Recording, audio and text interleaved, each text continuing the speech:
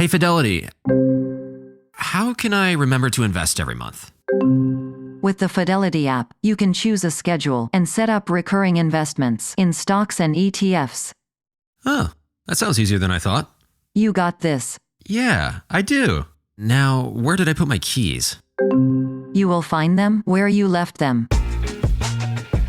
Investing involves risk, including risk of loss. Fidelity Brokerage Services, LLC, member NYSE, SIPC.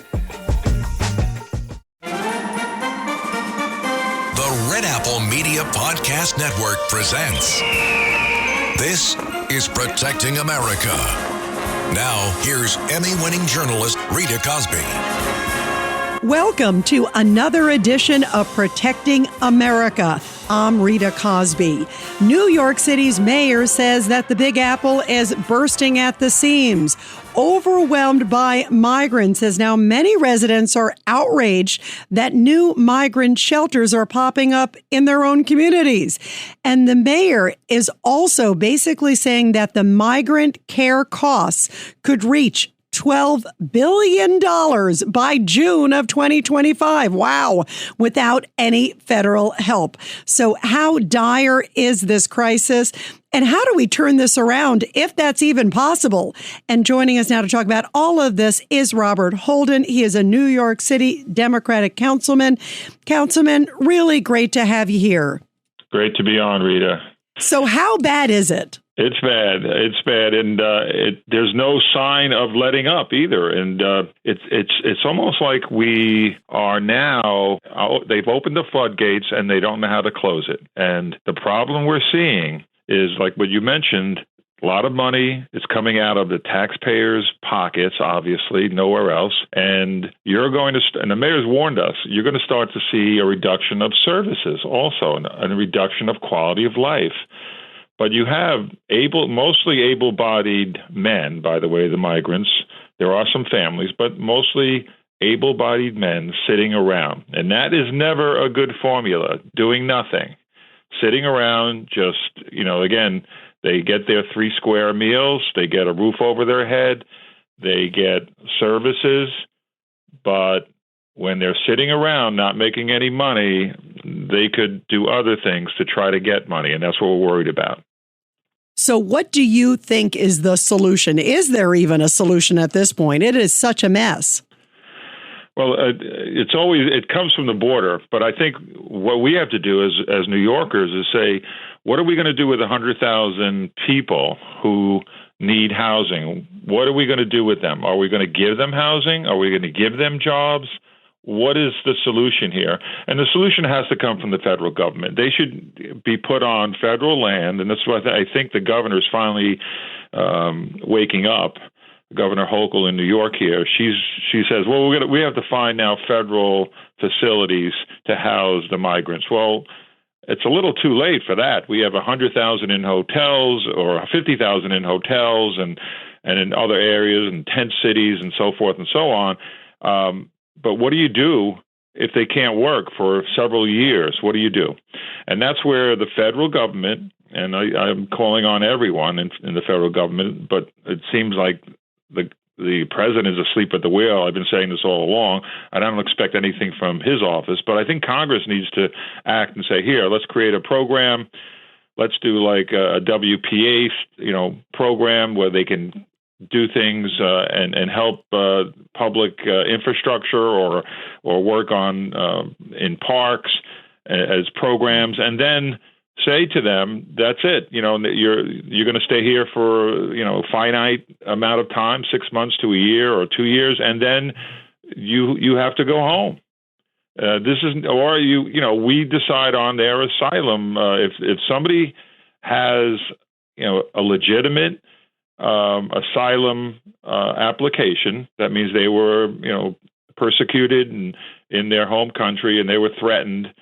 Okay, we can talk about that, but not most of them that we're hearing. I think it's like 95%. This is what I've heard, that they're seeking just jobs, and that's not really the reason for seeking asylum is just to get a better job or to get some kind of employment. That's not the reason why we give them asylum. So there are rules set up. We have to enforce those.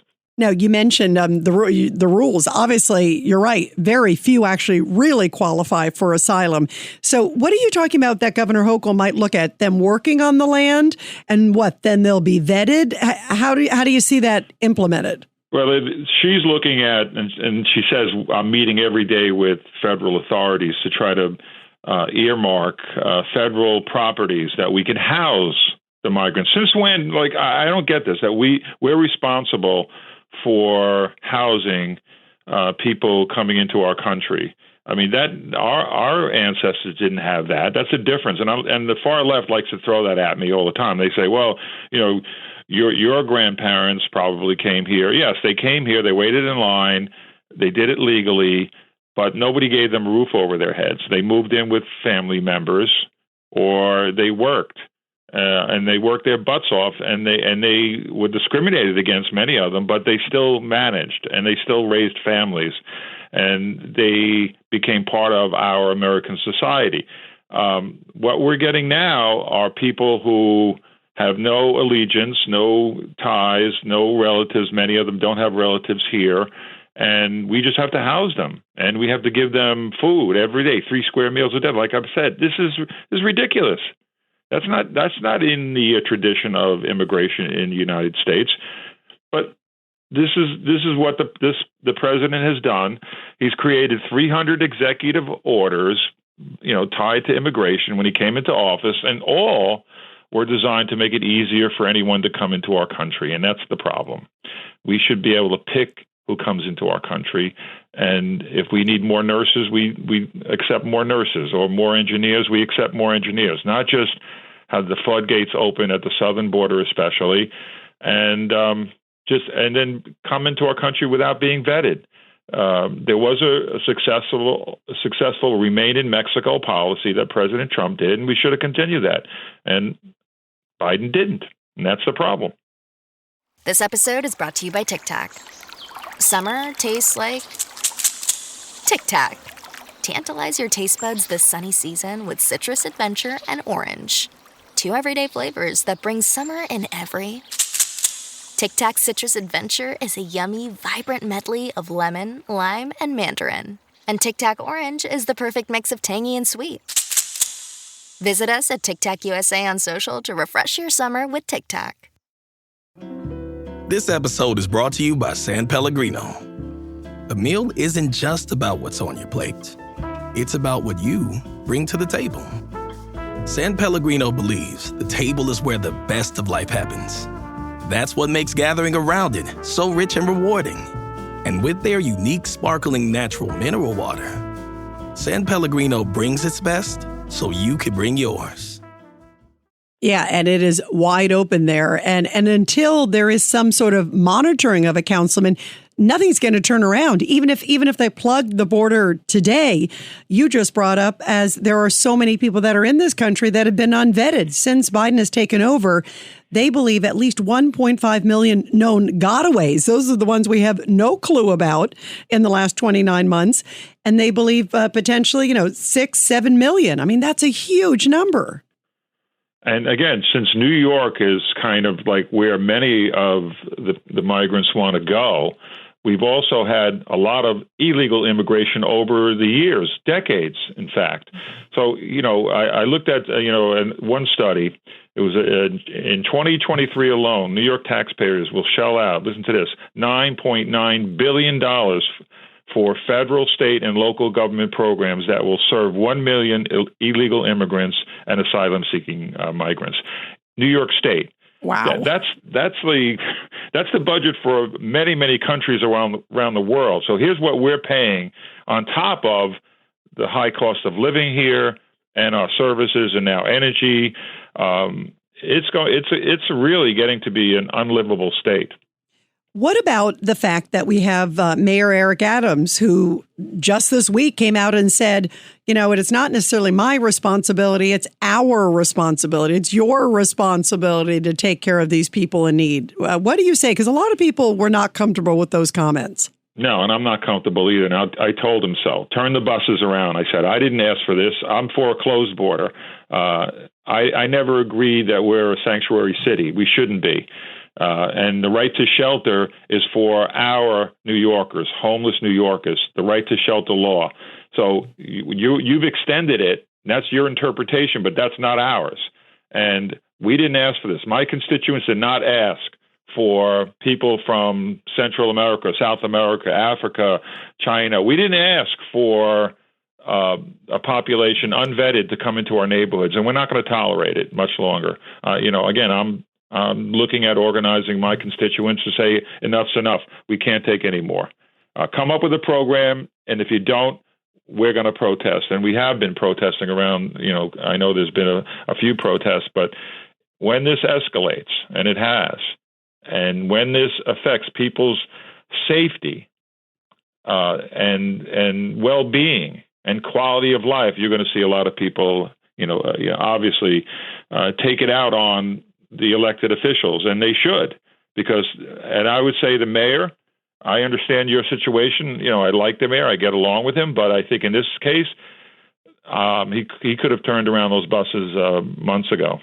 Well, and also, didn't he also entice them to come when he said, hey, we're a sanctuary city? I mean, he kept up the sanctuary city policy, said we accept everybody. And then you wonder why people come. I asked him to call a press conference. And this was months ago, and I have the proof that I asked him this. I said, just get on, call a press conference, say we're not accepting any more migrants into New York City. We can't. We don't have the room. We're not having people sleep out in parks or in our schools or on our streets. We're not doing that. And that's not conducive. That's not safe in New York City to have this. So, and he said, I can't. He said, I'm bound to take everyone that comes here. I said, well, that's really, you can't do that. First of all, we can't sustain that. Don't tell me we can. We can't, I said. So he said, well, I have to by law. And I said, no, you don't. You don't have to accept buses. You just say, send them to Washington, send them somewhere else, but announce it so they don't even start to come here. And that's the difference. That's the difference. Our perspective, my feeling on this. I know it sounds tough, and I hate to have families and kids involved in that, and I don't want it. But we can't fit any more people here. We don't have the room. We can't shelter them, and we shouldn't, by the way. So where are the individuals, whatever party it is, because I think it's a red, white, and blue issue, not necessarily a Republican, Democrat issue. It shouldn't be. It should be a common sense issue. Where are the politicians calling up President Biden and saying, you know what, enough? This is the effects. How do we turn this around? Not just asking for more money, because then that's just kind of feeding the problem.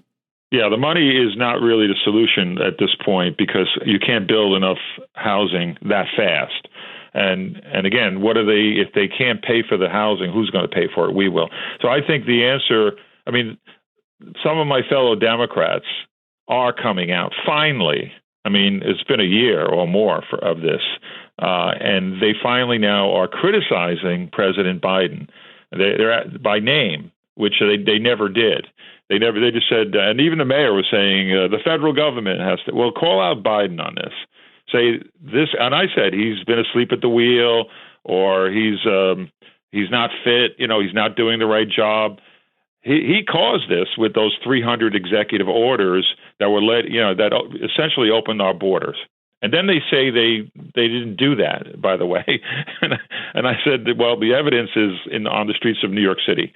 Look at all the people that are here. So I think there's got to be a comprehensive plan to what we do with the 100,000 that have come to New York, migrants, and how could they work, or if they work. But I think it should be a federal program that puts them to work and then tells them now you have to go home or somewhere else, or your asylum was not accepted.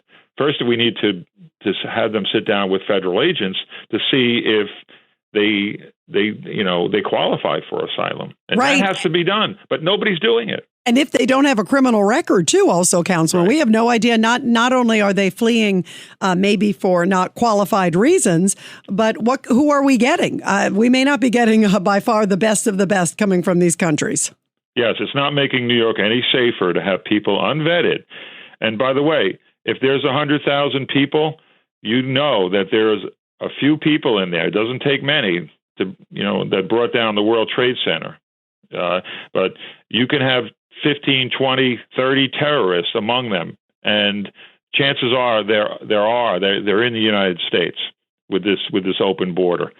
And that's why I think New York City should have learned the lesson from 9/11, but we didn't. We didn't. You know, you brought up, of course, 9/11. Do you think that many New Yorkers don't realize just how downright dangerous it is? Like you said, and we know that there's been dozens of them, I think it's over 100, that have been on the terrorist watch list. Just as you pointed out, it really only takes one or two to cause, horrible harm to the United States. And we know now, as I brought up, 1.5 million known gotaways. These are the ones we have zero clue, 1.5 million. And it's not even like we're checking the other ones either, but those are the ones that we have zero clue who they are, where they are. They may be in New York or elsewhere. That's scary.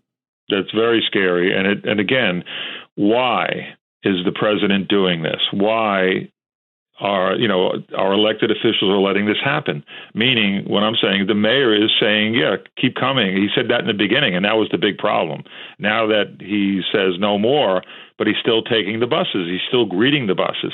So, I mean, I would actually, send, and I know the mayor went down to Washington, and you know what he got? He got one liaison that I don't even know if the liaison is here yet, but it's just, that was so insulting that I would definitely, I think all our officials should be down in Washington screaming and yelling and demanding that this stop, first of all, that we not take any more, and that he comes up with a program. Put them on if you want to put them on Army bases somewhere in the United States, but not here. We can't take them. And then come up with a work program if you want to do that for the migrants. But that's what needs to be talked about, and the meeting should come up with some kind of solution for this. We're not seeing that, and that's the lack of leadership from the White House. What are your thoughts? You brought up Army base. What are your thoughts about them doing some sort of military service? Those that are here, you talked about working. What about being involved somehow so they have some connection to the United States and give back to this country? I don't know. Again, that's I've never heard that, and it's I don't think it's feasible. Because we don't know who they are. We don't know if they mean the United States harm. Well, that's a good point. You don't know if you want them around sensitive military equipment, right? I want every one of them vetted, and I want a background check, and that takes time, by the way. And I went up to ICE, the headquarters in Manhattan, not too far from City Hall. I've been up there about 4 times, and each time it gets worse. But you can see that the ICE director and her staff, they're beside themselves. They can't even keep up with all the migrants coming up, and they really can't do a proper vetting job even, because many of the migrants don't have paperwork, or some of it's forged. They know it, and again, the Biden administration has these kind of loose policies that they just say to the migrants, you go up and report to ICE at some point in the next 6 months. This is what they're saying. And then when they do come up and they sit, in the long hallways, and some of them have kids, for sometimes days on end, and it's very frustrating. And this was over a year ago that I witnessed this. It's gotten worse since then. So I can't imagine. We can't keep doing this. We can't keep it up. And so I think the mayor's got to get tough, but President Biden has to wake up. Yeah, and he seems so asleep at the wheel, and it seems intentional because it's so obvious what's happening. Why do you think the federal government, the Biden administration, is doing this? Well, there's been some theories. I heard this from a lot of people. Constituents are always saying they want votes. They want more people to vote for the Democrat Party, and that's why they're letting them in. What other reason could there be? Why are you doing this? And especially, see, the way I would organize this, if I was in charge, I mean, and I won't be, but if I was in charge, I'd say, I wish you were, by the way, Councilman. No, you'd be better. But I would build, a process center at the border, giant one. They have to remain in Mexico, but if they want to apply, we'd look at your application, and if 1,000 people apply and 10 people are accepted, then I would let them across. But then they have to come up with how are they going to survive in the United States? How will they? And then they have to, once they get approval, they get working papers, and then they have to have some kind of relative here. So you have to send them someplace that they could survive. But you don't let them out in the United States to just wander and say, here, report to an ICE location, immigration location within the next 6 months. You can't say that because they don't report many of them, and that's the problem. That's why we had a million illegal immigrants in New York City alone. Wow. And if, like I said, if any city should learn a lesson from 9/11, it's New York City. We got hit the hardest. Yeah. Absolutely. And so it's a frustrating situation, but I don't know if this administration in Washington can solve it. This episode is brought to you by Nespresso and Samra Origins by the Weekend Coffee Collection. Introducing Samra Origins. My collaboration with Nespresso is a connection to my roots, to my mother, Samra. Coffee that hits the right notes. It transports you. Crafted with unique notes and bold, soaring flavors. Experience a taste that moves you.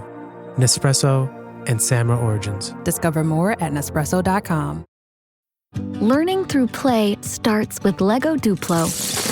With Lego Duplo, toddlers can develop real-life skills while having fun with colorful bricks made just for them. Large, easy to grip, and safe to explore. When children express themselves with Lego Duplo, they build patience, problem-solving, and empathy. See your child learn perseverance and self-expression with everything they imagine and create. Visit lego.com/preschool to learn more. No, and they don't seem to even want to acknowledge that it's a problem. Every time Mayorkas, the Homeland Security Secretary, testifies, he says with a straight face, the border's not open.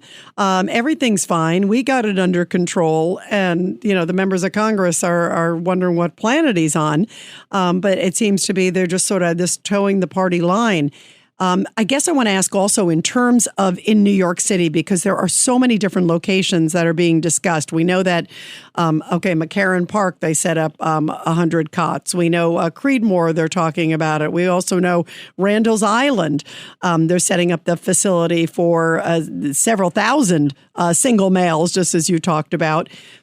What locations are any of these locations realistic? I mean, they're taking over soccer fields for kids in Staten Island. They're moving out elderly out of a nursing home. They're planning to put migrants in. Are there locations that we could do it in? Why put it in Central Park? Tourists. I mean, we're driving people away from New York as it is. What about Rikers? Is there any place that makes sense? Well, Rikers has been mentioned. There are a number of two empty buildings that could house thousands. But I don't know if that's not really the answer. I think at this point, you need to set up processing centers. Floyd Bennett Field has been mentioned. It's a federal facility. Other federal facilities have been mentioned. But I think we have to stop thinking, and this is what the mayor, we were looking for locations. Why should we be doing this? But that's not our job. That we have to, we're trying to make a living for our families. We're working to sustain New York City. We're trying to bring it back from the pandemic. The last thing New York should be worrying about is how to house and feed migrants and where to put them. Again, I would turn around the buses. I would, start working out a program. And by the way, the mayor has this, order that we're going to spend about $500 million alone just in transportation for migrants to other locations around New York State, or the country. Yeah, what about sending them back to the White House, Naval Observatory? Come on. That's the only answer I see. And I would announce it. I'm saying, Mr. President, thanks, but no thanks. We can't take any more people. And now this is your problem on your front. It's going to be outside the White House. We're going to direct the buses to Washington. And I know he's going to take some heat, from all the far left, but there's no other solutions. If the president doesn't want to do it, show him the problem firsthand. Let him look out his window, and he's going on vacation a lot. He's going to the beach. Send him to where he is and just say the migrants are here. So it's a situation, but it's going to take some real tough decisions by the mayor. It's not going to be popular with everyone. And you're going to hear the far left's, crying out, "How dare you do this?" But again, there's no other answer. This can eventually destroy New York City, period. And that is a definite. And the mayor knows that. How far away are we from a breaking point? I mean, it seems like we're getting there. What do you think? I think we're there already. I don't think if this can, if we're going to have to pay for, and the mayor did announce that he gave notice to some of the people staying in hotel rooms. You got, this was like a few weeks ago. You got 60 days, and that's it. You're out. So we'll see how that's going to work, because then you're going to see tents popping up all over, and that's where the president has to come in and say, let's move some of them out and let's bring them to locations away from the cities, because they really can't be within a city. There's no room in many of our big cities for housing this many people at once. So, and the taxpayers should not be paying anything. In the end, we will be paying, obviously. Even if the feds pay for it, it's still our money. It's still our tax money. And it's going to cost us certainly inflation is going to go through the roof. That's what I'm predicting if this continues. You can't keep feeding and housing millions of people, and they have to really make a living on their own. And that's what the long-term plan should be. But we're not hearing any plan at all. Yeah, it just seems like we're in the wilderness. And really quick, the sad thing is there are so many homeless Americans, homeless New Yorkers, homeless veterans, right. And people are going, well, wait a minute, boy, they would have loved a nice free hotel room or a free this or free that. What do you say to them? And that's the best argument, that we have so many homeless in our cities around the country. We have so many homeless in New York. We need to take care of them. We have so many people sleeping on the subways and out on the streets. And, winter's not far off. So the problem with the migrants is going to be actually greater. Even if you stop the buses, you still have 50 or 60,000 now who are staying in New York City shelters, who are migrants, and another, 50,000 that are homeless New Yorkers. So you're over 100,000 in our shelter system. We never really exceeded more than 30 or 40,000 in the past. So it's bursting at the seams, and we can't sustain it. So, you're going to see a lot more neighborhoods coming out as this expands. But wait until the winter months. It's going to get 10 times worse. It is going to be just heartbreaking, this entire situation. That is a great point. Everyone, be sure to subscribe and share to this podcast. And Councilman Robert Holden, really great to have your insight, and keep up the great fight for New York and for America. We really appreciate your perspective. Thank you, Rita. Keep up the good work. And everybody, I'll be back soon with another great edition of Protecting America. And of course, you can catch me every weeknight, 10 p.m. to midnight on the legendary WABC Radio. This is Rita Cosby, and thanks for all you do to protect America.